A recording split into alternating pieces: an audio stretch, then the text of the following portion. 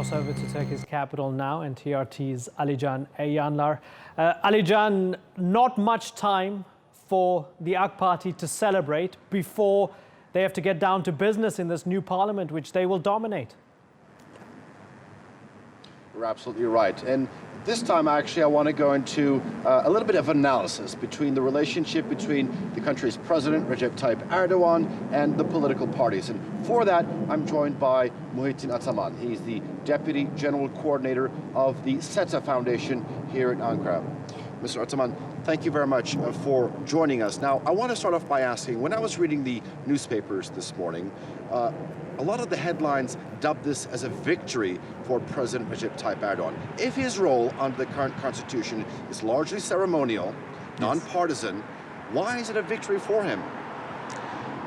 There are several reasons for this analysis. The first one is Recep Tayyip Erdogan, Mr. President, is the founder and 13 years leader of the AK Party. Still, the majority of Turkish population consider him as the real leader of the party.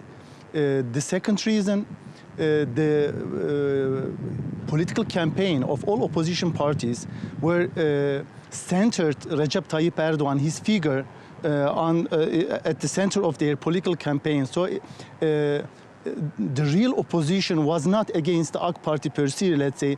It was the real one, the foremost one, was against the President Tayyip Erdogan. That's why this increase of votes of AK Party means the continuation of his discourse, his political discourse, that is the Turkish politics and economics will continue to follow the footsteps of Recep Tayyip Erdogan. I want to pick up on one of the points that you made, and that was a lot of people still consider him the leader of the AK Party. How much power does he have on the party even today? You know, even Prime Minister himself was appointed by him just 1 year ago. So all the leadership group of the party were working with him. So the leadership of the party itself was the, let's say, was raised and put forward by President himself. So even Prime Minister Davutoğlu, you know, for several years, he was chief advisor of Tayyip Erdogan. Later on was made foreign minister, even though he was not even a member of the parliament at that time. That is, Recep Tayyip Erdogan is behind all this process and the political discourse of AK Party. And how would you evaluate some of the criticism that the country is at times polarized, that there is too much control over, the presidency has too much control over the system? You know, in one sense, that's true. You know, the presidency of Turkey is not totally a symbolic one. I mean, it had power, it has power, especially after the current president, Mr. Erdogan, was directly elected by the majority of Turkish people.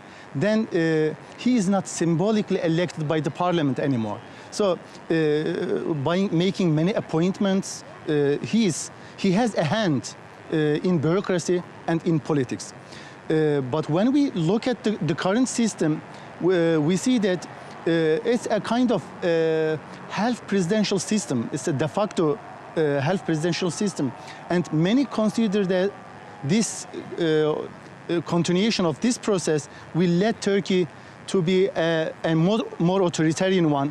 But the result of these last elections also shows us that Turkey is trying to consolidating its democracy, and no group or no large coalitions has monopoly over the will of the people of Turkey. All right, Mr. Muhittin Ataman, we thank you for that analysis. Thank you very much. Imran, we tried to take a deeper look into the relationship between the country's president, Recep Tayyip Erdogan, and the political process as well as the political parties. I'm going to hand it back to you, but we'll be back later on in the day with our continuing coverage here from the Turkish Parliament.